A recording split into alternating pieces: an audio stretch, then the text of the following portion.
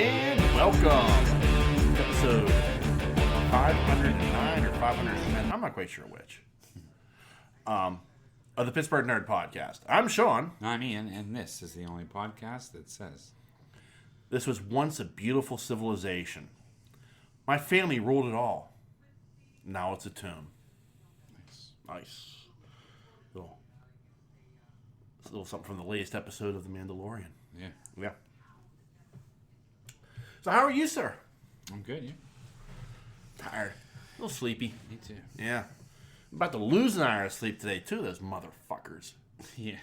Sons of bitches. I love falling forward. I hate springing back. Yeah. Yeah. I hear you. Yeah. I wonder when the time's going to come when they just eliminate that altogether. They keep talking about it. It hasn't been around that long. It hasn't been around Daylight savings time is what we're talking about, for those who haven't figured that out yet. Yeah. I just always hear, because it was like when we were all farmers, you know? I think it was actually first introduced, just dropping some knowledge, Yeah. by Benjamin Franklin. Yeah. Actually, had to deal with candles and the amount of you were using, and stuff like that. But I don't think it really came around until after World War II, I think. I don't know.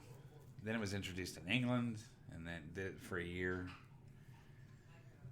I mean, before World War II, after Benjamin Franklin, because some guy wanted to, have more time with his building or whatever. I don't know. More daylight. More daylight, yeah. But I think there's only 2 states that don't have it. Not observe it at all. Right, because they don't want any more sunlight. Yeah. Yeah. That's why. Yeah. But And Hawaii. Hawaii, yeah. I don't think they have. But I think they're so fucking far away, it doesn't matter. Well, they're close to the equator, so it's always... Yeah. But anyway. It's also like a 6-hour time difference or some shit. Yeah. So. Yeah. Yeah. So, what you been doing? Oh, I got the car inspected. Yeah. Did the adult thing. I've never had my car inspected this early before. No. No, it's due at the end of March. Yeah. It's March 11th, and my inspection's done. Well, that's good. Never. It's always the last minute. Yeah. What can we jury rig to get it to pass? No, it's it's done. That's cool. Yeah. So, that hurt my wallet, but beyond that, I just have wow, this is a sign of being an adult. Nice. 50, Growing up. Yeah, growing up before our eyes.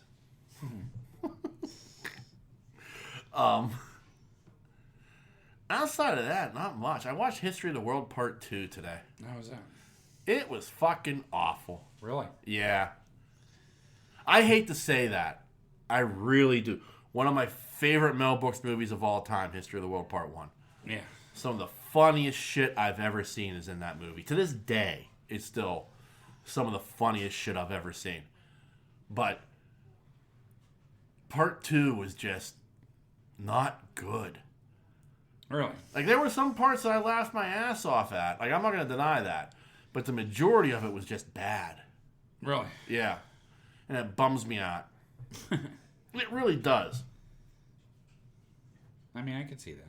Yeah. And I didn't even have high hopes for it. No? No. I knew Mel Brooks, gave his blessing to do it. Yeah. And I think he was, lightly involved in writing some of the skits. Uh-huh. But, overall, it was, other comedians. And these are comedians, I actually like. Okay. I thought, okay, this could probably be pretty fucking funny still. Yeah. And, Adam Kroll. I love Adam Kroll. But, there were too many misses. It just... That's a shame. Yeah. Fell flat. It did. It's only 6 half-hour episodes. Or no, 8 half-hour episodes. Yeah. And it just did... It just slightly missed the mark. That sucks. Yeah. I mean, there was some stuff that was funny. I really enjoyed some stuff, but the majority of it was just meh. That sucks. And it was like even like the concepts were like, at one point like the last like they were doing like it was called the Last Supper sessions. Yeah. And it was like Jesus preparing for the Last Supper sermon. Yeah. But they were doing it like they were the Beatles. Like, you know, I mean, it was like the concept was like there. Yeah. But it fell flat. Yeah. You know. That stinks. Like they did a whole thing with Jesus and Mary Magdalene. It was kind of like The Notebook. And that kind of, like, again, like I thought, like, that's a good concept, but it just misses. Yeah. You know? So it was like, you know, like, I hate saying that. I hate, I don't want to trash it, because maybe you'll find it funny, but I just can't recommend it. Yeah. You know? I watched the Chris Rock special. Did you? Oh. I was going to watch it. I just haven't gotten around to it. Oh. It was good. Because I like Rock stand-up. I mean, I saw the whole thing with Will, like, that just made the rounds. Shook Smith. Yeah. Oh, it's funny.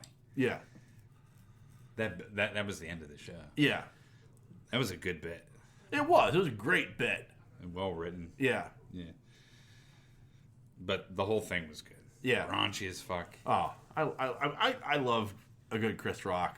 Oh, man. You know. It's good. So, yeah, that was funny. It's so funny. Especially when he, like paces the stage back and forth and stuff. Like, he's got that little bit of a hunch as he's talking and shit, as he's just going. I love that shit. Good, dude. This is a really good... Yeah. Yeah. So yeah, I watched that. And Picard. Oh, yeah. Oh, man. Now, are you talking the third episode or the fourth episode? Are you completely caught up? The fourth episode is when they went into the hole. Yeah. Yeah. Yeah, the third episode is when they get, like, the Titan gets crippled and she starts falling at the end. And the fourth episode is I'm trying to get out of. Yes. Okay. The fourth episode. Okay, yeah. That's the one I texted you. Yeah. Wow, was that good? That was amazing. Oh, man, that was such a good episode. That scene in the bar where Shaw starts talking about the Battle of War 384, whatever, I can't remember. Yeah. Oh. Like the little tremble in his hand, and it was like, that was so well acted. Oh, yeah. Like, oh, shit. You know. And John Luke couldn't say anything. No. Nothing. He's right. Yeah. You know. But yeah, I mean, that's an amazing. I mean, at the end, like, even the guy's like, I'm sorry. I use asshole for charm nowadays, or whatever it was he said. Yeah. It's like, it was brutal. Yeah. I mean, that was some good acting right there. Yeah. That was good chops right there. Yeah. The whole thing was good. The whole thing with Riker and Deanna, like him starting the letter and all that shit was like really good. You know what I mean? And like it got kind of cheesy a little bit when they were sitting around the round table and, well, this is what we do together. Yeah. Yeah, I mean, I get it. Yeah. But I was okay with it. Yeah. I completely let that pass because the moment called for it. Yeah. Dude, when he tractor beamed that fucking boulder and smashed it in that ship, I stood up in my fucking seat. I was like, that's the baddest shit I've ever seen in my life. I could not believe what I was witnessing. And when Crush was like, Will, did you just throw an asteroid at that ship? He's like, damn right I did. And I had no idea what he was doing. No, neither did I. Like, they said it. Yeah. And I'm like, what's he doing with a tractor beam? Yeah. What's he going to do with this tractor beam? Yeah. I could not fathom why that he was even in play. The most unpredictable thing he could possibly do. And then they showed it. Like, and just crippled it. I was like, oh, shit. Yeah. Wicked. Yeah. Ugh. That's why you were the captain. Yeah. You know what I mean? Like, I was just like, damn, that's good. So good. I like the whole thing between him and Picard, the fight. Yeah. Like, I get it. I get where they were both coming from. Right. Do you know what I mean? When he kicked him off the deck, too, I was like, yeah. That's right. Get back in your hole. It's my ship. But he commanded his ship. Yeah. Once he was in charge. Right. That was his ship. Right. Oh, yeah. Do you know what I mean? Yeah. And, like, no one's going to talk to me on my ship like that. You know what I mean? Like, these are my people now. You know, it was really good. He directed that, too, I think. Yeah, he did. Yeah. Yeah. Both those episodes. Yeah, incredible. Yeah. Just incredible. I like when Deanna goes, "Are you and John Luke in trouble?" Yeah. Maybe.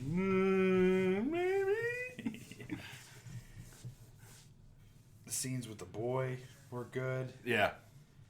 When Jean Luc was like, I need this. Yeah. You know? Yeah. It's good stuff. But it did show a caring side to the kid. Yeah. After the whole speech about the Borg. Yeah. He came running to his side. Yeah. You know what I mean? Yeah. It shows he does have compassion. Right. I don't know what's in this kid. No. Something's awry. Yeah, there's definitely something awry. I don't know if that's PTSD or if he's was tortured or something. Right. I don't know why they want to find him. I don't know who this is. Yeah. No, I mean, okay, like the Dominion are definitely involved in this. Yeah. I don't think you watched Deep Space Nine. No. Yeah, like so the Dominion, like they were the changeling race. They were in the wormhole. Okay. Like that's like in somewhere in the wormhole was where they lived. Uh-huh. And like there's this race of like changelings, they like all like one consciousness and stuff. Okay. And they commanded the Jem'Hadar, which were like these like made the Klingons look like pussies, like they just like total like badass aliens. But that was like the war. It was the Dominion War that took place, and of course, at the end, the Federation wins it, but like there was a peace, kind of a truce between the Dominion and the Federation, and apparently there was a faction that disagreed with that. Yeah. So I guess, and I'm willing to bet whatever's in Jack's head, like what we saw, is probably something left over from the Borg, and like because he's Jean-Luc's son. Jean-Luc was Locutus. Maybe something was passed on to him. I see. Like there was something still Borg in him that passed through, and that's what Jack is experiencing. Oh wow. And maybe the Dominion find that to be something that would be a key to unlocking control of the Borg. I don't know.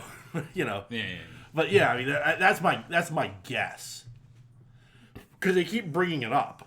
Yeah. Like more this season than anything else, the Borg have been brought up on this show. Yeah. The whole thing with like Shaw didn't trust 7 and 9 because she's part Borg. Right.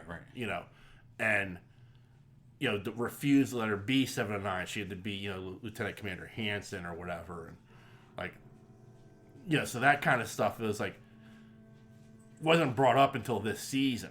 Yeah. And then you bring up the whole like the reminder in a way of like he was fucking Locutus.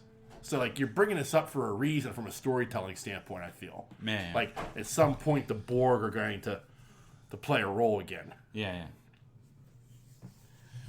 Oh, that's good though. Yeah, it's good TV. Yeah, it was very good. Yeah, I texted you at the end of it. I was like, man, you got to see this. Yeah. Oh, yeah, I watched it that night. Oh, my God. I just was like, just really good, man. Yeah. The science behind everything was cool. I don't know. I was all into it. Yeah. So, anyway, yeah, that's about it for me. I don't think I watched anything else. Mandalorian episode 2. I watched The Mandalorian. Did you? I didn't watch the second one. Okay. I watched the first one. Well, the second one is much better. Is it? Yeah. Lots of Bo-Katan. Oh, good. Yeah. Yeah, it's going deep. Yeah. Yeah, I liked the first season. I mean, the first episode. I thought it was okay. Yeah, I liked the first episode too. Like the problem is like people are like, oh, it was just lackluster. I'm like, well, it kind of does his job. His job is kind of reset where you're at. Yeah. What's he doing? Yeah. You know. Plus, it's always just good to see Carl Weathers. Yeah. You know. It's badass in that street, though. Oh, yeah. Hell yeah. Hell yeah. Yeah. That was wicked. That was. So, I quite enjoyed that part of it. Yeah. You know what I mean? Yeah, but I mean, it's always good. Like, I mean, Carl Weathers like doing like I got a nice parcel of land right here for you. Like he's talking to Rocky. Like, come on, Rock. I got a nice place for you right here. We're gonna sell you down. You and your wife, your kid. Bring the robot if you want. You know. Yeah. Yeah. You know. And he was holding him up. He was. Oh yeah. He wanted him there. You could be the marshal. You could do whatever the fuck you want. You and whatever he is. Yeah. You know. I like he threw him. Yeah. Yeah, I loved it. Yeah. Yeah, it is good to see Carl Weathers acting. Yeah. I loved how he treated him. Like there was, you never got a sense of shadiness with him. With Mando. Well, not since the first season. Well, that's what I mean. Yeah. Like after, like I mean, in this season, this episode. Yeah, like they're friends. I mean, Mando completely trusts him at this point. Yeah. And you know, Grief has no reason to ever. Like part of the reason Grief is where he is because of Mando. Right. You know, so. Oh, I love how he's did that Boba Fett style move on that tree. Yeah. Or whatever it was. Yeah. That was definitely a Boba Fett move. Oh yeah.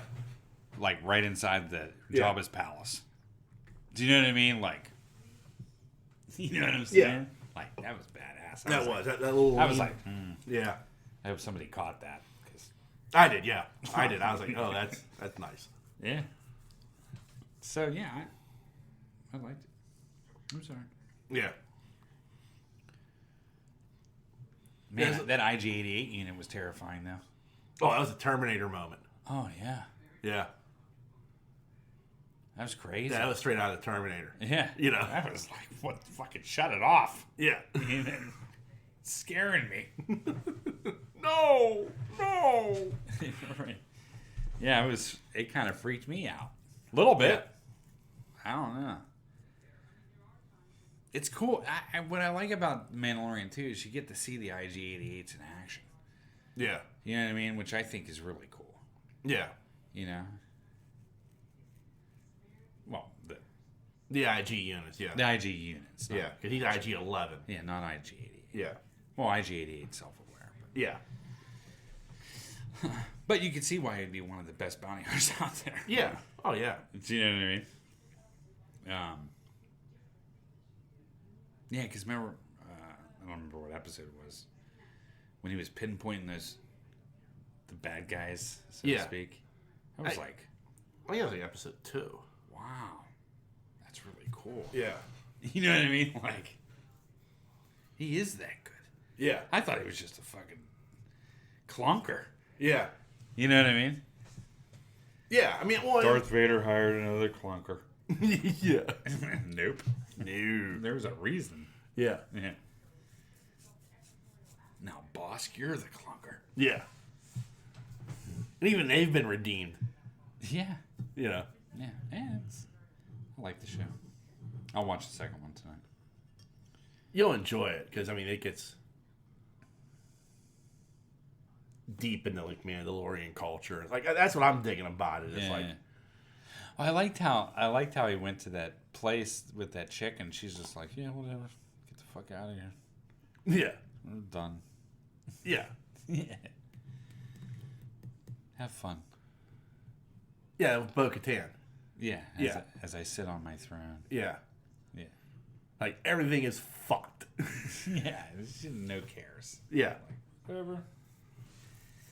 So anyway, yeah. So I'll be into that. But I love that character. Like, Bo-Katan, like, again, like, it's like where she was in Rebels, where she was in the Clone Wars, and where she is now. It's like a fascinating arc. Yeah. That Dave Filoni gets to tell with that character. And and Katie Sackhoff voiced her in Clone Wars and Rebels. So it's cool that they could bring her in to play the character. Yeah, you know. Sure. Yeah. So that's it, man. Yeah. I haven't watched anything else other than reading about football. Yeah, that's it. Yeah, I haven't watched anything else either. I got we watched the wrestling AEW pay-per-view on Sunday. That was good. I won't delve into it because I know you have no interest. Sorry. That's okay. But other than that, I haven't really watched anything else. I watched I watched those two shows Thursday night.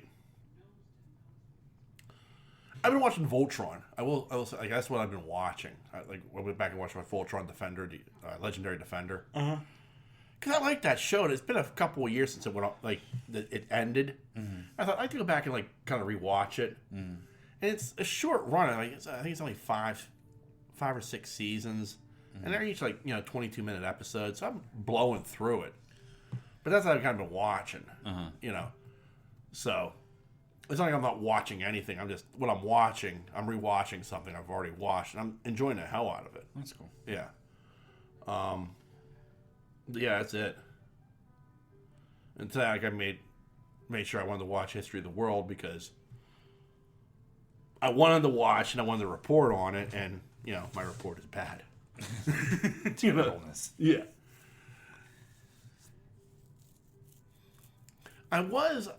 When I was coming home, I was listening to the radio. I was listening to Def Leppard. I was listening to Pyromania. And with Apple Music, once you reach the end of an album, instead of going the next album, it just starts playing music that's similar to that. And they played an Ozzy song. Okay. And it just reminded me how good Ozzy was.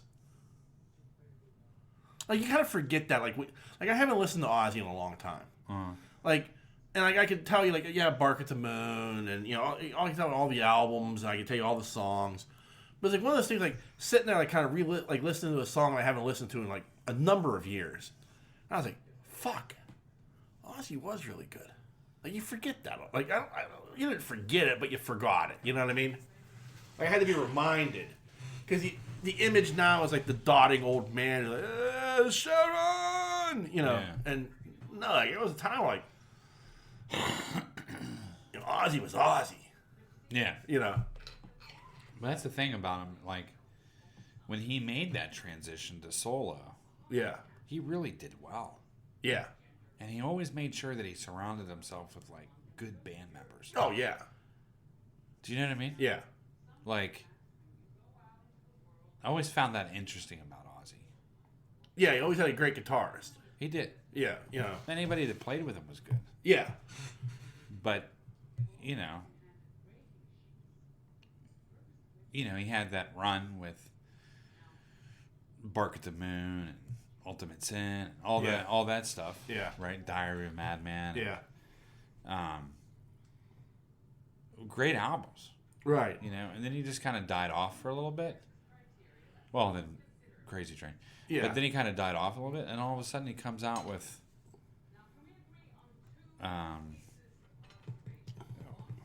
Goodbye to Romance. Not Goodbye to Romance. Sorry, that's all nonsense. No More Tears. Yeah. That kind of kicked it off on that album. And then he had a lot of number ones, I thought, off that album.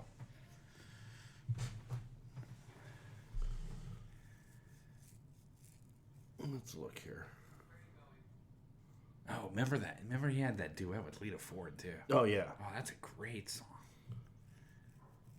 But that was before. Yeah, but okay, so you have 96. What year did Randy Rhoads die? I don't know. I can't remember. Before that, it was early on. Because 86 is Ultimate Sin. Right. Randy Rhoads died before that. Jakey Lee was guitarist on Okay. Ultimate Sin. But I'm pretty sure. Yeah, so, 'cause I think like 91 is when he got what's his name? Zakk Wylde. Zakk Wylde. I think that's when Zakk Wylde came on board in '91 because that's when like his sound completely changes. And like No More Tears came out in '91, and I mean, and that's got Mama, I'm Coming Home, No More Tears, Mr. Tinker Train, I Don't Want to Change the World. You know, I mean, that's a great album. And then like you got Osmosis in '95. And like after like '95, like his next album doesn't come out until 2001. That's Down to Earth. So like from like '95 to 2001, he just became like a live act. Yeah, but I'm talking about the transition between like what Ultimate Sin and because you got Bark at the Moon was '83, Ultimate Sin was '86, '88 was No Rest for the Wicked. Yeah. And then '91 was. Yeah, like No Rest for the Wicked's got like Miracle Man, Crazy Babies, Breaking All the Rules. Crazy Babies. Yeah.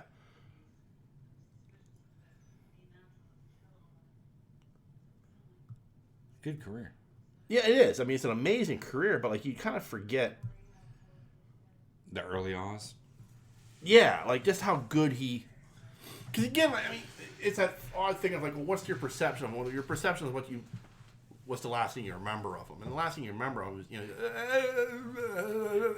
you know, how's this guy go on stage? You know. Shot in the Dark was a song I heard this afternoon. Oh, that's a great song. Yeah. There was that one. Shot in it. And then right after that, as I was pulling in the Giant Eagle, it was The Zoo by the Scorpions. I hate the Scorpions. I'm not a huge Scorpion fan either. But like, that song is like really fucking good. I get it. And I think the Scorpions probably do have some great songs. Yeah. No, really. Yeah. I have no doubt. Yeah. Because they have a killer sound. That was the key. The key to that is their sound. Yeah, they had a killer sound. But they absolutely played Wind of Change till everybody was dead. Yeah. Like...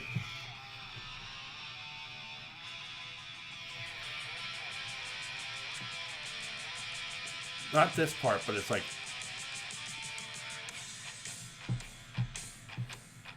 this is like,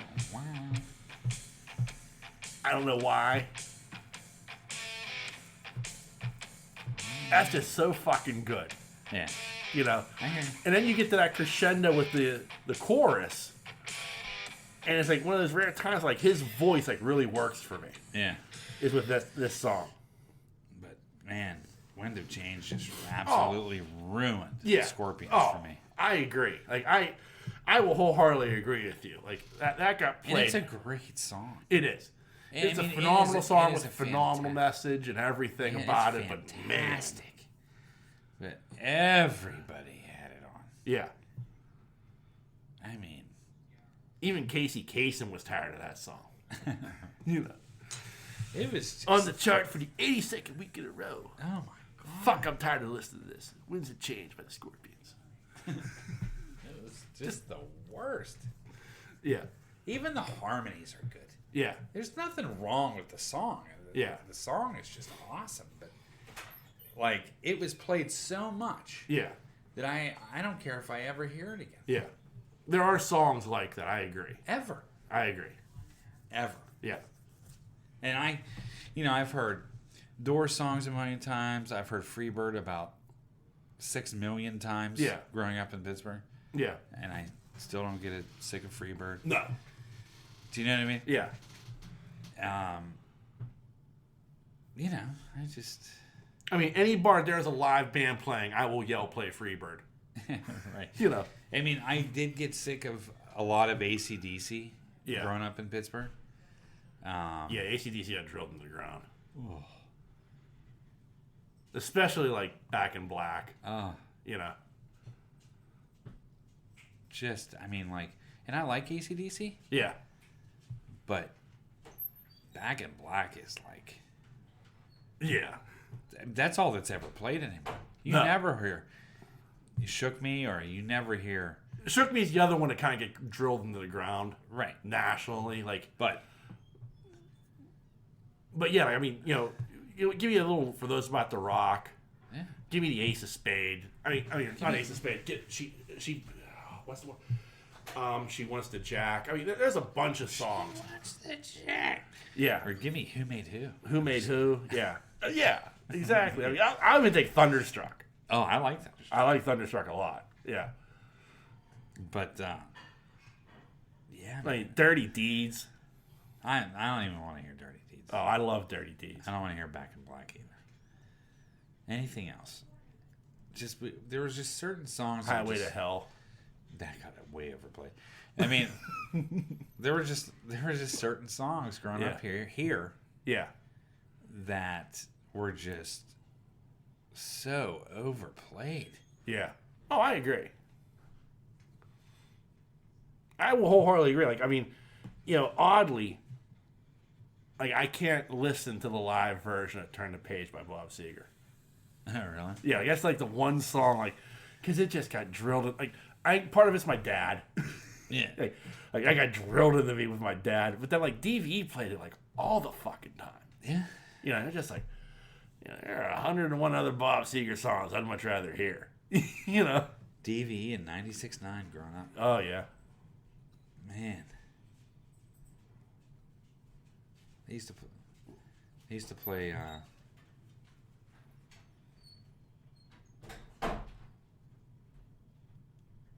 a lot of Creedence too. Yeah. But I never get sick of Creedence. Ever. I love Creedence. I do. Well, I mean, like, it's like, anytime you're going to have a movie that has a 60s era Huey in it, you have to, like, you're contractually obligated to play, American Son. Yeah. Like, it's this contractual obligation, like, with that aircraft, you have to play that song. Yeah. I think it's the beginning. I think that's what's the catch. Oh, yeah. Yeah. Fogerty sounds so good back then. Center field. Yeah, I know. But not... It was different. Yeah, I know. I know what you mean. He was younger with full of vigor. I'm not a big Creedence fan, though. Like, I mean, I like them. Like, but I don't get on my way to listen to them. Like, if they're on, I'm like, oh, okay, that's a Creedence song. You know what I mean? But I'm the same with the Scorpions. Like, with the exception of Winds of Change, like, I'm like, oh, it's the Scorpions. Okay, I'm not going to turn it off. But Winds of Change come on, I'm like, ooh, turn that down. Yeah. Just hit the fast forward button. Yeah, dude. It's just so bad. Yeah. But I don't remember. I'm trying to think, like, did DVE ever play hair metal? Not really, no. They stuck to their guns. Yeah, like, I mean, it was like, And as I remember, they barely played any Ozzy, except for Sabbath. Yeah, they played Sabbath Ozzy, But they wouldn't play... They would play Crazy Train. Yeah. The Crazy Train, Bark at the Moon, maybe. Very rarely. But no, like they didn't play hair metal either. Like, that was like B-94. Yeah, it's crazy. Crazy to me. It is. Like, to this day, they still don't really play hair metal. No. Which is, like, crazy to think. Maybe occasionally they'll throw in some, like, Crew. Yeah, Crew they'll throw in here. Yeah, but, I mean, it's like... But only, like, Home Sweet Home or stuff off Dr. Feelgood. Yeah. It's nothing. No. Not no, like, I mean, it's like this... Like it's like this weird thing, like, when you, like, listen to DVE, it's like that playlist hasn't changed in 30 years. That's the same thing with the fucking X. Yeah. I mean, now they have the Edge of the X and stuff like that. That's like one night a week. What? Right. And they'll play some new stuff here and there. But for the most part, it's an oldies grunge station. Yeah. Everything is from the grunge age. Which is nuts. To like think about, like, that's supposed to be our alternative rock station, and it's 30 years old. Yeah, they're playing Nirvana, Pearl Jam, and Soundgarden. Yeah, on a regular basis. Yeah, yeah. That's our alternative station. Yeah, it's fucking terrible. It's the worst. But it's that thing of like, okay, so if you're Gen X and you're from Pittsburgh, my dad's station, and the X is mine, and they're playing my music. Yeah. You know, where like the reality is like, it's the same fucking thing. Yeah. You know, it never changes. No. Same thing with I absolutely will, unless the Penguins game is on. Yeah. I will absolutely not listen to the X. Yeah. Because it's just an oldie station to me. Well, I mean, I don't listen to terrestrial radio at all anymore. Like the exception, like I listen to 93.7 The Fan now and again. Like if I'm making a short trip and I don't feel like trying to find something to listen to, I'll just listen to that. But beyond that, like, nightmare. Like, I don't listen to terrestrial radio at all. No wonder we don't have a good music scene in Pittsburgh. Look at the fucking radio stations. Yeah. I agree. Like, I honestly agree. I don't know. It's just so weird. I can't. Because other cities are not like this. No, they're not. At all. But like, it's that odd thing, though, of like, if it didn't work, they wouldn't do it. Yeah. Like, I have no doubt, like, DVE is still the highest rated radio station in Pittsburgh. I have no doubt that the X is probably number 2 or number 3. Like, the people who are still listening to the radio, that's what they want to hear. Yeah. You know what I mean? Because if they didn't, then they'd change the station. They'd find something else. Yeah. Radio. I like YEP. I do. I like listening to YEP. WYEP. Yeah. Come cruise with Bree likes me. It. It's going back to the AC/DC thing. If I hear Back in Black one more time, I swear to Christ. Like, something. Like, I mean, think about it for just a second. Like, the Steelers fight song right now, like the song you play to fire up the crowd, yeah, is over 40 years old. Yeah. Like, and we accept that. Like, that's... Oh, you're talking about Renegade. Renegade. Yeah. I'm not talking about Here We Go. Well, they do Back in Black, too. Yeah, they do, but I mean, like... And they do Thunderstruck. So. Right. But, like, when the screen goes black at Acrisure Stadium, yeah. You know, and the crowd goes wild, you know, it's, oh, mama. It's crazy. I mean, and, like, we, as fans, are like, yes! You know, I mean, and that started Super Bowl 40. Yeah. It wasn't all that long that they started doing that. Was it? Really? Yeah. Like, it was like one of those things, like, it was around 2005 when they started, like, using Renegade. And it caught on. Oh. It's crazy. And the whole time, the crowd's going nuts. And they're standing. Yeah. And they're waiting for the hits. Yeah. That's the best part about Renegade. Yeah. Well, for me. Because it's played when the defense needs to make a stand. Yeah. And when you need something big from the defense, they play Renegade. And that almost silent part. Oh, mama. It's almost acapella. Yeah. That's when they show all the fucking hits and stuff. And I'm like, and then it's accentuated that doom, doom, doom. You know what I mean? And it's 70,000 people standing on their feet, twirling their towel in the air. Cheering like for Sticks. Yeah. Sick. Only in this town. Right. Like, everywhere else, it's like Seven Nation Army and, like, modern music. Here in Pittsburgh, we're playing Sticks to get you fired up. You know. It's crazy. It's funny. In the Penguins games, it's Metallica. Yeah. I think that's weird. I don't think it... I mean, I think it's cool. Yeah. But I don't know if they do that at every rink, or is it just ours? Like, give me fuel, give me fire. That's one of them. Yeah. But there's a lot of Metallica at freaking Penn's games, like clips. Yeah. You know what I mean? It's crazy. It is. It's nuts. It is. It's interesting, like how this town functions musically. Yeah. Like, I mean, Donnie Iris is 80 years old. And he's still the biggest rock icon in this town. Right. Donnie fucking Iris, you know. Wiz. They still play a lot of Wiz at freaking. Of course, the black and yellow. But. Yeah.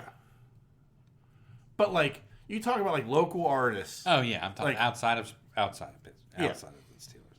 Like, I'm talking like, you know, Donnie Iris. You're talking Joe Grishecki, yeah. And you're talking the Clarks. Yeah. Like, 1,000 people will show up in McKeesport to see 3 of the Clarks play acoustically. Yeah. You know, like, that's all. Like, they can't even give you the whole lineup of the Clarks that day. Like, you're only getting 3 guys. Yeah. And they're playing songs from 30 years ago acoustically. One band that was from here that got pretty big, especially in Europe, was Anti-Flag. Yeah. They did pretty well for themselves coming out of Pittsburgh. Rusted Root. Not from Pittsburgh, though. They are from Pittsburgh. I think they're more from State College. No, the lead singer went to Baldwin High School. Did he? Yeah. Nancy's sister dated the lead singer from Rusted Root. Yeah. Nice. I stand corrected. Yeah. I swear that was a State College band. I think some of them are from State College, but they consider Pittsburgh home. Yeah. Which is sad because I never liked Rusted Root. I always felt bad about that. They're okay. I never did. Yeah, I always felt bad. I'm not a Clarks fan. Yeah, well, I get that. I love the Clarks. Yeah, I know. I never saw I don't know, they just seem to be just a band for me. And they are. Like, I mean, but it's an odd thing. Like, I'll never forget, me and our cousin Jen, we went to go see, it was Nickelback before they were Nickelback, the Clarks, and the closer was Three Doors Down. That's probably pretty good, Joe. And, like, and Three Doors Down wasn't big yet. They just had, this was like their first tour as a headliner. And Nickelback came out, and everyone was like, who the fuck are these guys? The Clarks came out and tore the house down.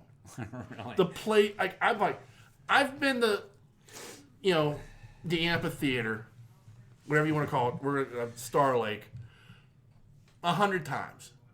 Seen 100 shows there. I have never seen this place as crazy as it was for the Clarks. Really? Yes. It was insanity. And when the Clarks were done, half the people left. Really? Yes. And the half that stayed for Three Doors Down were just like, let's play Kryptonite, I want to go home. Nice. And like the lead singer even acknowledged, he's like, I see how it is. You get up for the local boys, but you can't get up for us. And somebody's like yelled out, yeah, that's right.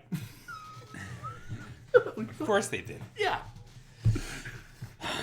I'll play Kryptonite, I want to go home. I've seen some crazy shows out there, but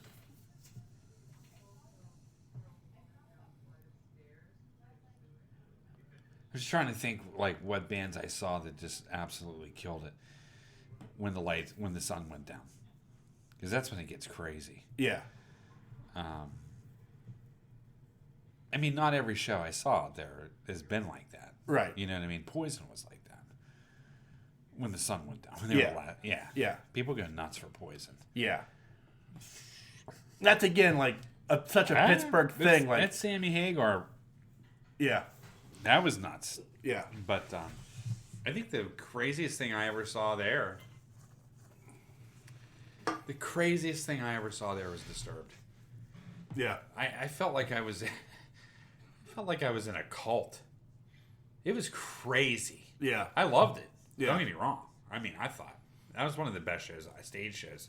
And vocal shows I have ever seen in my entire life. Yeah. Period. Yeah. Seriously. But yeah, it was nuts.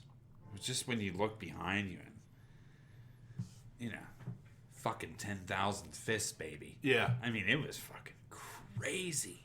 It felt like it had this like weird vibe, like energy. Yeah. Like, yeah. I get that. Yeah, I haven't really experienced that a lot at shows like that.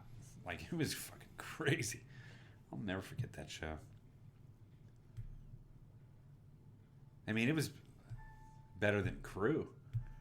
I mean, it was just like this one. It was just, they were there to see Disturbed. Yeah. And they got it. Yeah. You know what I mean? Like, it was nuts. I mean, Metallica was good there. But it was nothing like Disturbed show. Yeah. Who else?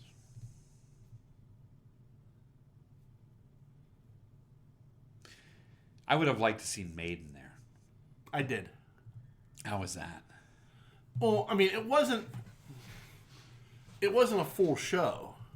Okay. Like what you saw was much different from what I saw.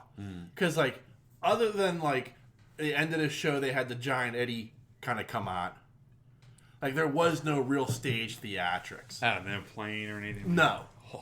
Like, I got nothing like that. But I got a stripped down version of Maiden for 2 hours. Yeah, that's pretty cool. Yeah. But I mean, that was also the show though that it had. I saw Queensryche and Rob Halford at.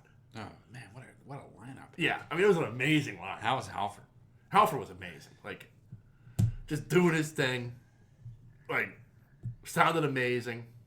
You know, I was like, shit, it's badass. Yeah.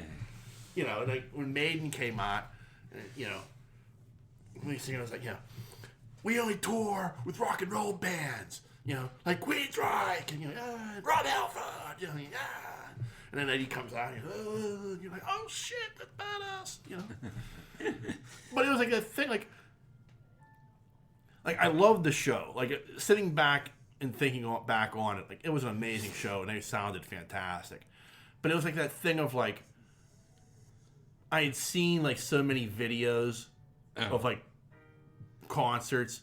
Like, I was hoping to get that stage show that grandiose, yeah, that's what I got. Because like, you know, like you see like stuff like Power Slave and all this shit. Like, all I got was like a shitty like curtain background. Oh yeah, you get the whole thing. Yeah, you got the whole kit and caboodle. I would have loved to have seen that show. Crazy, but the show I saw was fantastic.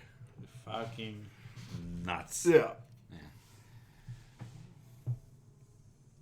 When he started walking around with that lantern on stage, I'm like, dude, what the fuck? Yeah.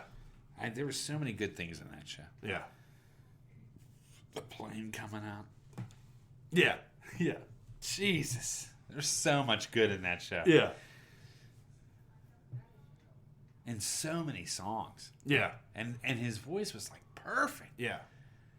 Talk about someone that takes care of their voice. Yeah. Man, was it good.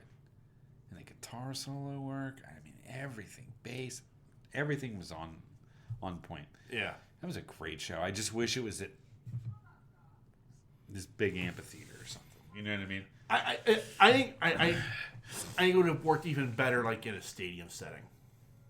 Oh yeah, all that room. Yeah, because like that's the thing. Like it started like you don't have that kind of room. You know what I mean? Where like in a stadium, you don't have what you want. Yeah, you could. That would have been. That's funny too. You know, it's funny was when I went to see Metallica. Like, Ice Nine Kills was on. Yeah, they were great. I mean, they were phenomenal.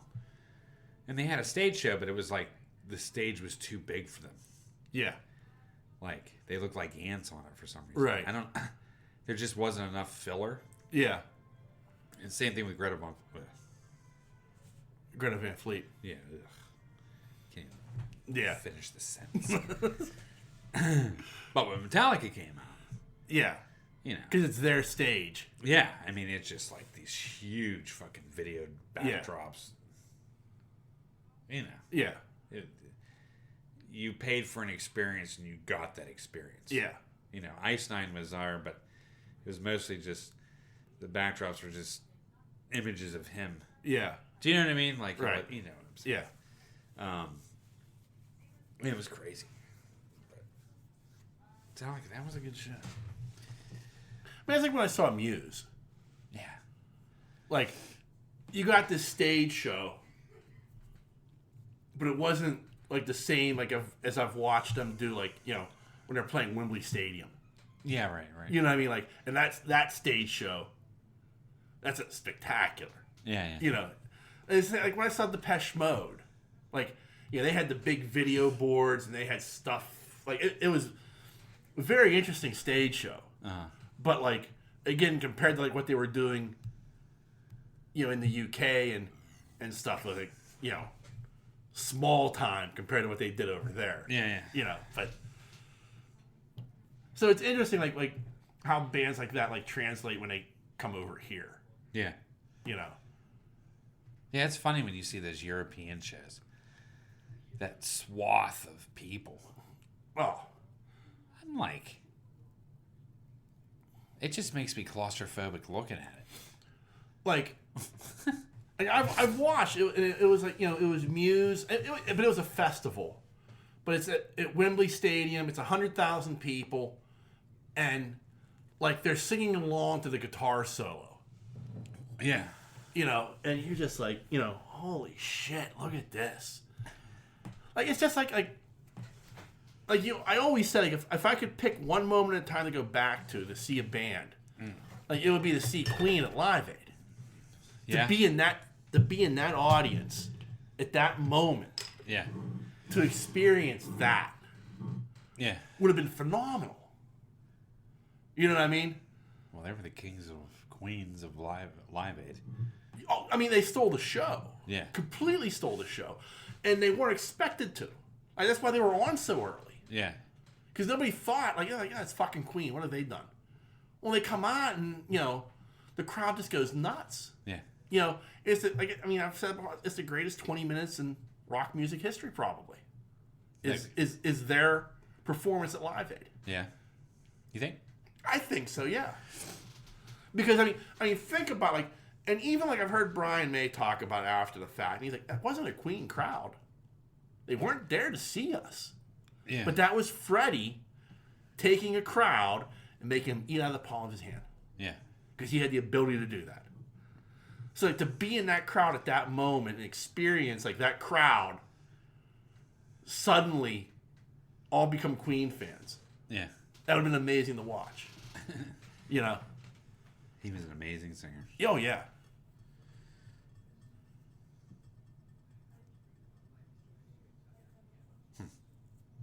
I do enjoy listening to Queen, though. Oh, so do I. It didn't get too played out on DVD. No, but, like, the weird thing is, like, their later stuff never got played. Like, they only played stuff from, like, they played Bohemian Rhapsody, they played Another One Bites the Dust. Yeah. Anything from the 70s. But, like, anything from the 80s, they never played on DVD. Yeah. Like, I didn't know this stuff existed. Right. Like, when I discovered it, like, in my later teens, I'm like, there's a bunch of really good Queen music that they don't play. Why don't they play this?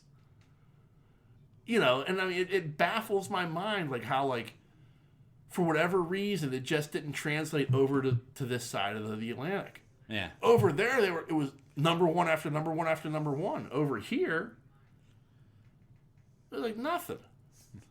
Not weird. It is. It's very weird because you even see that, like, I can remember, like, when Somewhere in Time came out by Iron Maiden. Like, it was like the number one song in the UK, and it got no airplay over here whatsoever. Yeah, the only thing that got a little bit of airplay was, I think, Wasted Years is on Somewhere. Yeah, Wasted Years was like hit, but like minuscule. But over in London, like, that was number one album, number one song, like, top of the charts. Oh, yeah. Over here, nothing. It was shocking to me, because I thought, man, that's a really fucking good album. You know, it's funny. Iron Maiden puts out some really good albums. They do. I mean, like, literally. Yeah. Like, every album is epic. They are one of the few bands I've said this for years. Like, the Rolling Stones should have stopped making albums like 1995. Right. Because like anything after like Voodoo Lounge was not good. Yeah. You know, I can honestly say that as a Stones fan. But like when I saw Maiden, let me look this up.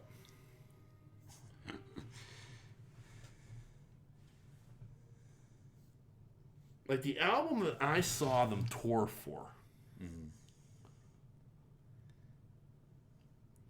was called Brave New World. It came out in 2015. Yep. That album's phenomenal. Like I remember like going to see them. I'm like, and it was like, you know, the first song that they play is the first song off the new album.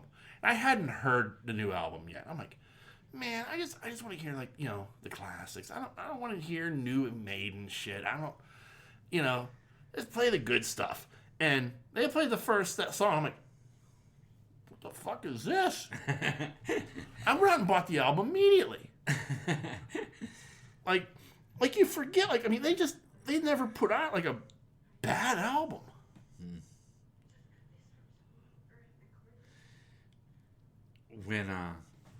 When they put out Fear of the Dark, and when I first heard Can I Play with Madness, I was like, yeah, what is this?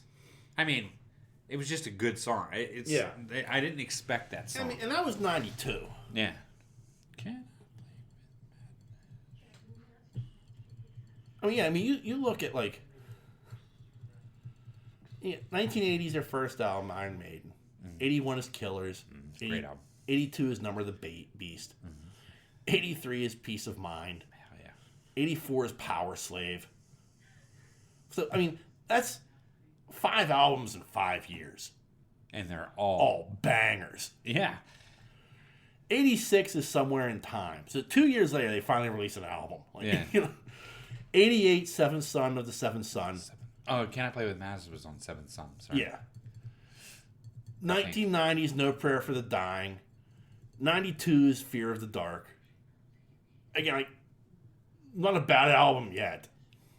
You know? Right. The X Factor was 1995. Virtual 11. See, I haven't listened to much of that. Yeah. 2000 was Brave New World. That's the album I saw him on.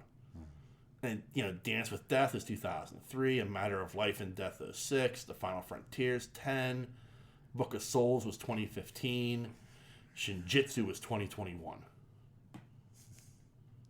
And the other thing I will say is every fucking album cover is just magnificent.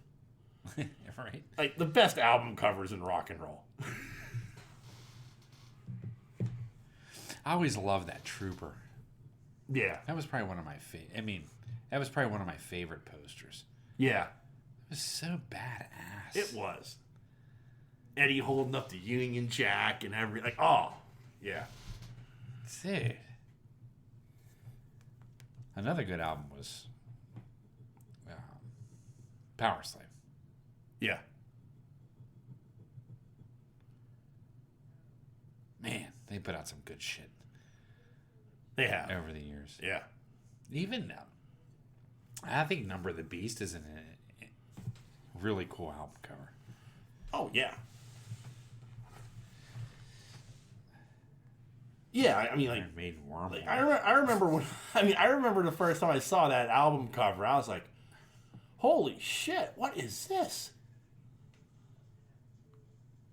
Power Slaves album cover, I was like, you know, that's a great song. Yeah, but I mean, that's like probably one of the best album covers ever.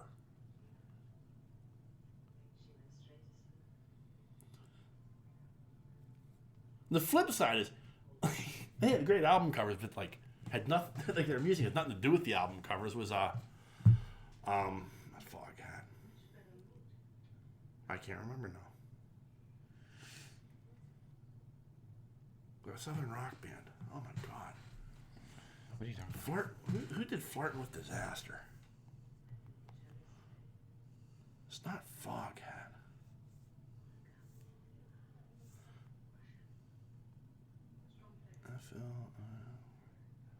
Live After Death. That was a great Molly Hatchet. Yeah. I don't want to play it. But Molly Hatchet had like... Guy on the horse with the fucking... Yeah. Yeah. Like he had his Franzetta album covers, but like... It was Southern rock. I never got that connection. They just liked the way the art looked. I know. Crazy, right? Yeah. Fear of the Dark was a cool album cover, too. Yeah. Yeah, all their stuff was good. Yeah.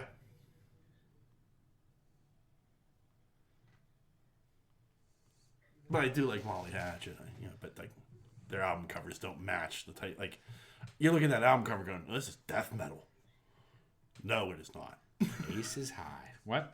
Like you look at the Molly Hatchet album cover, like, "Oh, this is death metal," and like, no, you're getting like good old boy music.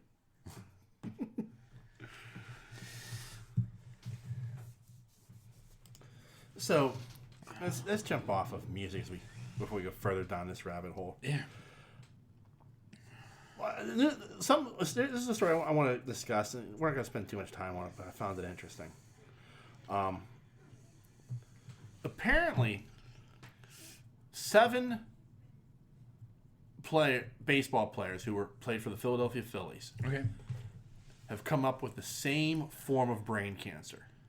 Really? Yes. So they did some searching, and they were able to find the turf. Like they were being sold on eBay. And they've purchased the turf and they've tested it. And apparently the turf at Veterans Stadium was toxic. Wow. Yeah.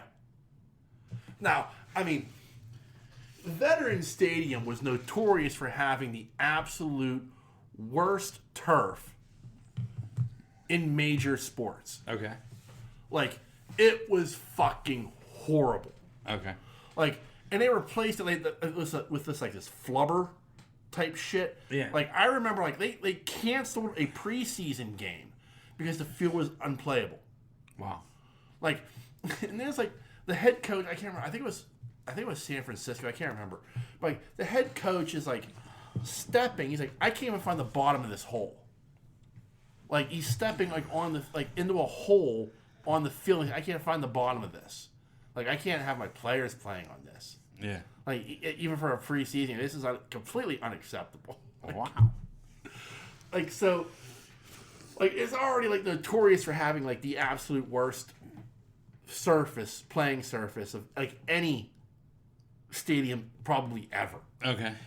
And now, like, that it was, like, toxic is, like, it makes you wonder, like, was it just, like, whatever the field turf was there? Or was, like, the AstroTurf, like, in other stadiums toxic? Right. It's pretty interesting. It is. It's an interesting thing to look at. Because, like, there were a lot of stadiums, like, in the 70s and 80s, and even well into the 90s, that had AstroTurf surfaces. Yeah. Like, field turf really didn't come along until, like, the early 2000s. And it took, like, a lot of stadiums, like, when that wave of new stadiums started being built, they were switching from AstroTurf to grass. Right. No matter what the climate was. That was just like, it was deemed that AstroTurf was bad to begin with. Yeah. And then they went to grass, and then like field turf became like acceptable because you weren't playing like on a green carpet on concrete. There was like the rubber, the pellets, and everything. But even now they're finding like field turf isn't all that great to play on either. Right.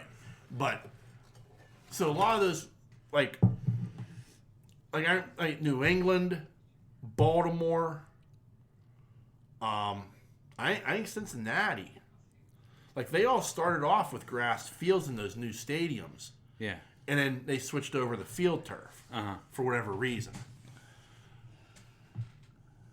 But I wonder, like, for the longest time, like, Three River Stadium was an AstroTurf field. Yep. Riverfront Stadium in Cincinnati was an AstroTurf field. I'm thinking like what were other multi-purpose stadiums? The Vet. I can't think. Those are like the big three that like pop up that were like they were because they were multi-purpose stadiums, so they had AstroTurf because it was easier to change over AstroTurf. Right. Like Cleveland, like Municipal Stadium was a multi-purpose stadium, but they played on grass. So like you got like that wonderful like dirt infield you played on at the beginning of the season. Yeah. In Cleveland, like same thing was in Oakland. I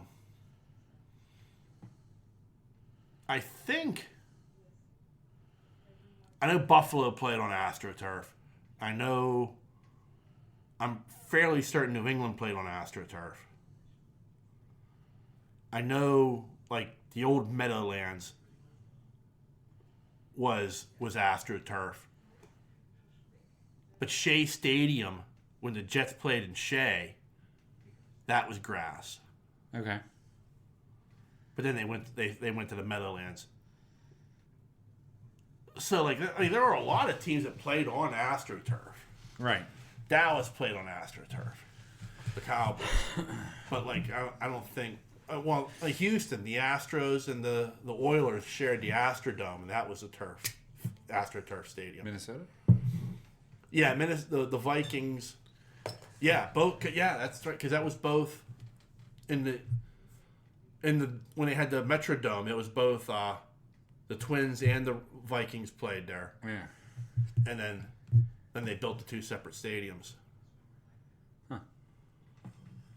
But that was AstroTurf. And the Lions played on AstroTurf. But the Tigers had Tiger Stadium, so that they didn't share a stadium. The Tigers played on grass. Yeah. The Blue Jays, I think it's still. I guess the only field in Major League Baseball that's artificial. At this point, like I think they play on field turf now. But I guess that's the only stadium in Major League Baseball that has an artificial field. Everybody else plays on grass now. Really? Yeah. But I think it's interesting, like, so like you're thinking about like how many other players is this like? It's like this rash of Phillies that had like the same type of brain cancer. So it's only limited to Philadelphia because of whatever else was going on in Philly. Yeah. You never know. But like it's like this weird thing of like wow, that's crazy to think about. Yeah, that's nuts. It is. Huh.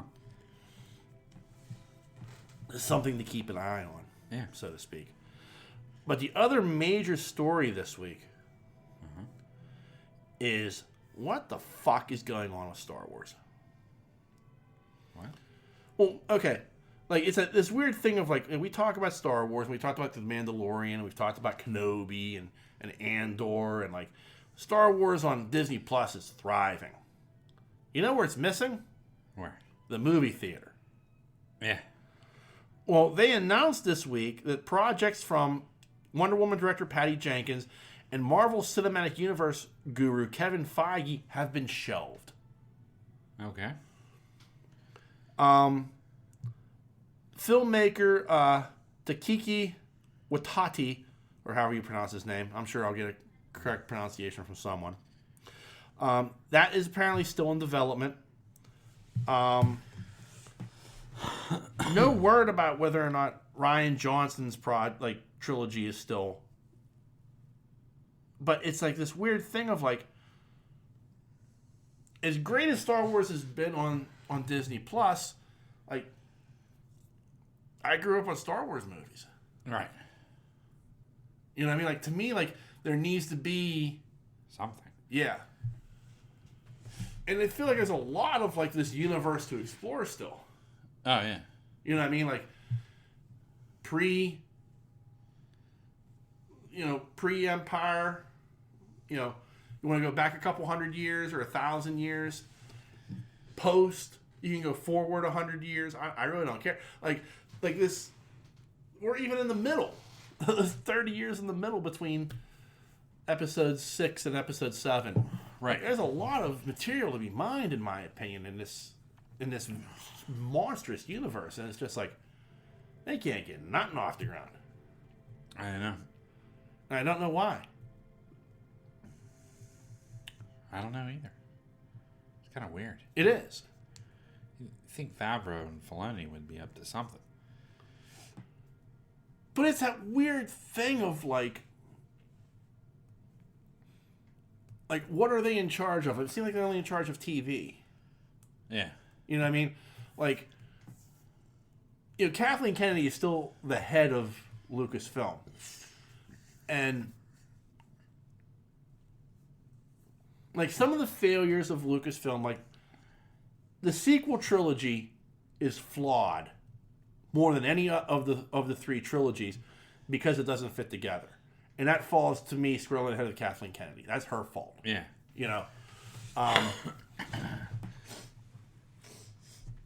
But, like, at some point, it's like you almost got to shit or get off the pot.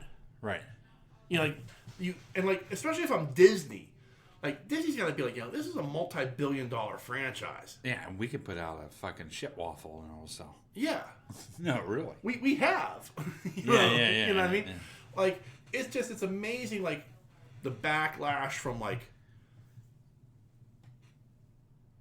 the sequel trilogy, the bomb that became Solo. I don't know how that bombed. Because it was a backlash to The Last Jedi. The fanboys were so upset with The Last Jedi, they refused to go see Solo. And because they refused to go see Solo and it did poorly, and then you get the Rise of Skywalker, and I mean, it's a clusterfuck because nothing fits. It's like, I get it, but like, Solo was such a good movie. It was. It was a very well done movie. Like, it's a shame. It is. And it's like this thing of like, let's get ourselves together and put together a plan for what the next step is in Star Wars in a movie theater. Like, I can't see how it's that fucking hard. Right. What time period do you want? Do you want to move ahead 100 years or something? Move away from Rey. Mm-hmm. Move away from the Skywalker legacy, and introduce the universe anew. Yeah. It's easy enough to do. And there's stories to tell. Like, where's the Force? Like, what's the status of the Jedi? What's the status of the Sith? Where are we? Like, I mean, it's like a new threat can arise. Like, all this stuff can happen. It's right there for the taking. And they don't want to take it, it seems like. Yeah. And I can't imagine, like, Disney's happy with that. Right. Like, I'm sure, like, yeah, great, The Mandalorian, like, these shows are doing phenomenal, but, like, we need $1 billion movie. So why is Favreau and Filoni on the bench? Do you know what I mean? Right. Like, that's the thing. If you're going to have people that are going to do a new series, it's got to be them. And that's the thing. It's like, of all the people, like, you sit there and you say, like, well, what was the biggest flaw of the sequel trilogy? Well, there was no one vision for what it should be. Right. So you've got these two guys who could give you that one vision, even if they're not directing it. Like, they can be the Kevin Feige of it all. Right. Like, here's what we want to do. Here's the outline. Now, I need you to make this work as a writer, and I need you to make this work as a director. Right. We'll bring in Guillermo del Toro. And your job is to be, here's the first part of our new trilogy. Make it work, but create that outline of what the trilogy has to be. Right. That's the problem with the sequel trilogy, is like there was no outline. Right. I mean, as much as I love The Last Jedi, like, I've always said it's like it's fitting a square peg in a round hole. Yeah. As compared to the two movies that it is bookended by. Oh, for sure. Like, it doesn't really fit with, Episode 7. And Episode 9 suffers because 7 and 8 don't fit together. Right. You know? There's some good things in the last one. There are. It just didn't fit. No. I mean, but it suffers because the first 2 movies don't fit together. Right. And you had Rian Johnson who had this vision. It's a fantastic vision.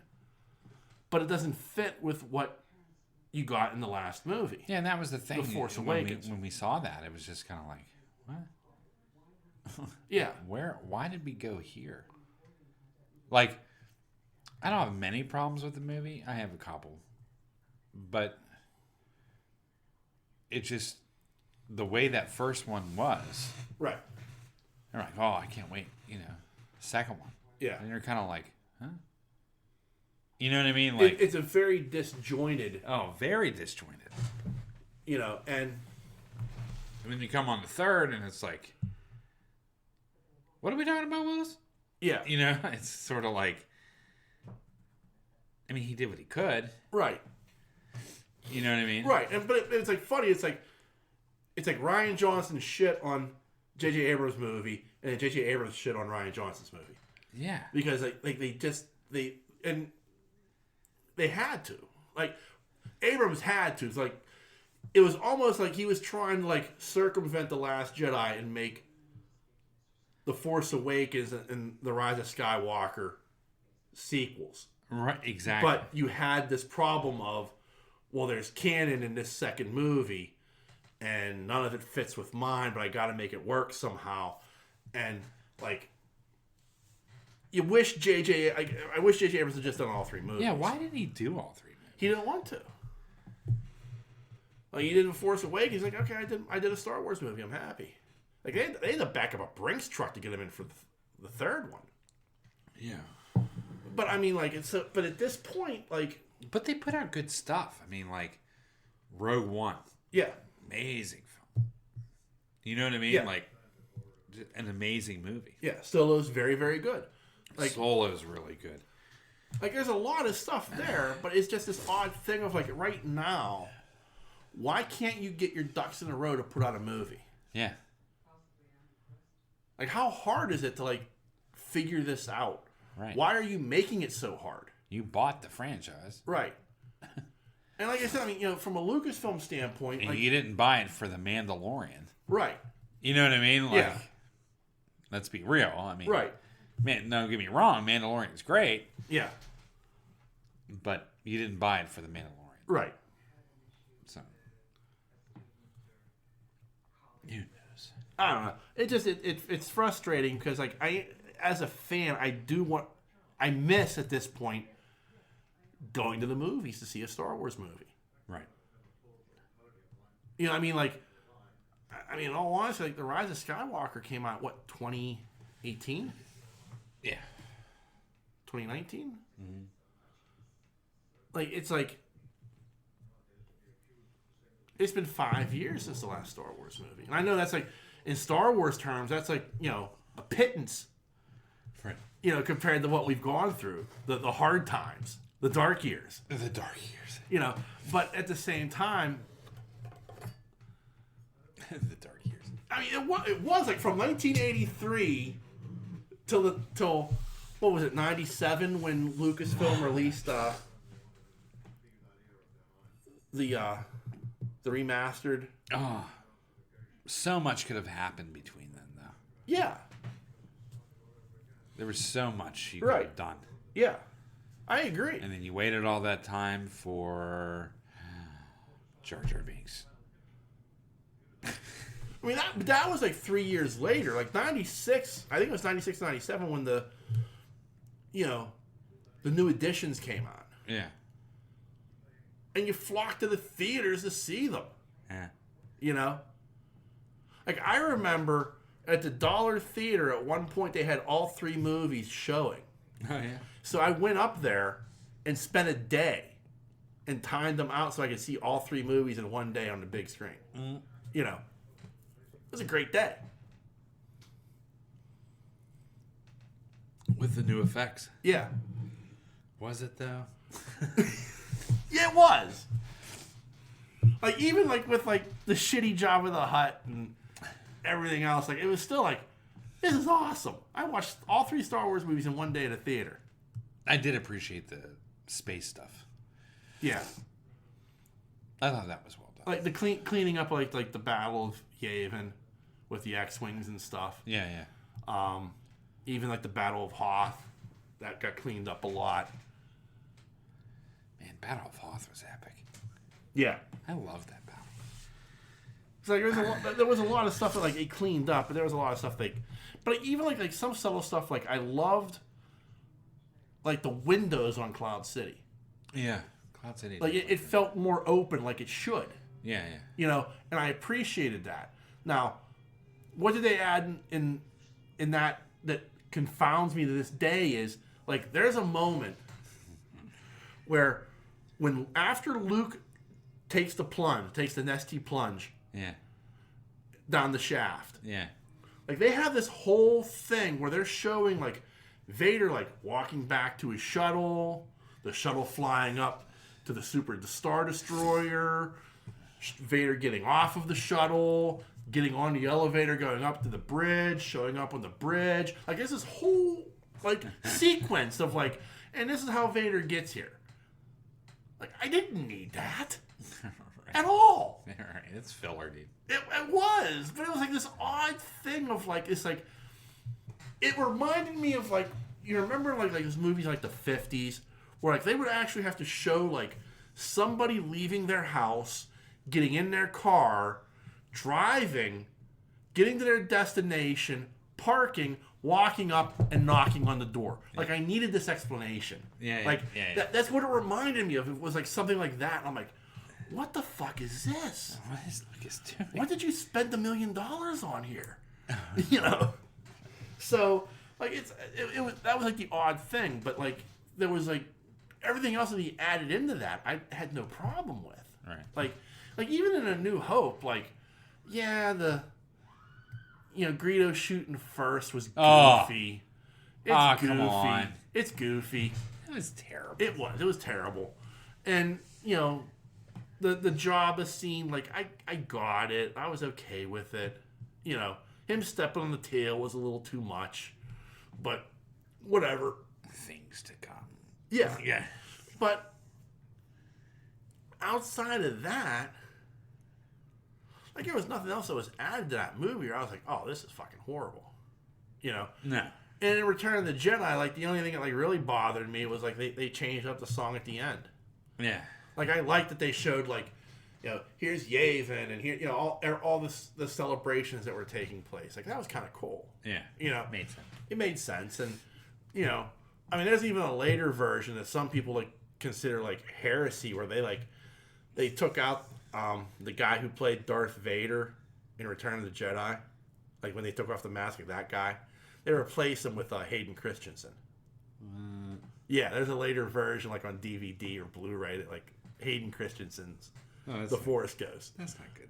And my only thought was like, man, if I'm like Obi-Wan, I'm like, I could be fucking Ewan McGregor. Yeah. Obi-Wan should be looking over like, I was a badass when I was young. Like, why can't I get that body? What the fuck's up with you? So I'm stuck with old man Alec Guinness. Right. Nothing will beat that scene in Cloud City when they fucking open that door for dinner. Oh, no. So good. Won't you join us? So good. Because it was like, the door opens, there's Vader, and like Han's immediate instinct is just to draw on fire. Yeah. And Vader's just like putting his hand up like, bitch, please. And then he says, won't you join us? And Boba Fett comes like walking on out. Yeah, like, just walking out. Casual. That's right, motherfucker. Look who's here for dinner. Yeah. So good. Shit. So good. Yeah. That was a great scene. It is. Chewbacca growls. Yeah. I just love it. That's his instinct. Like, he doesn't even like think. He's like, those doors open and his hand's on his gun. Yeah. Firing. Yeah. Yeah. But that was Solo. Yeah. That's the guy in the cantina. Yeah. Yeah, exactly.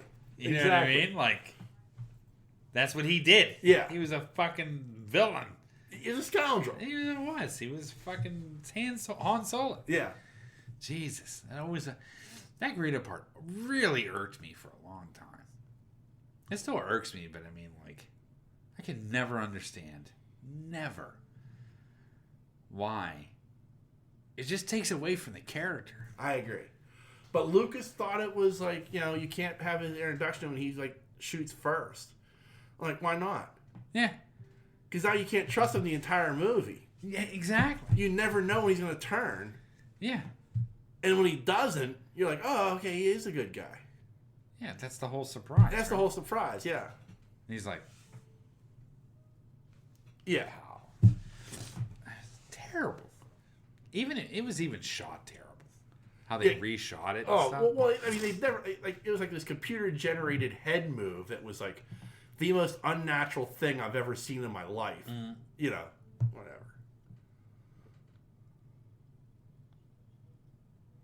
So,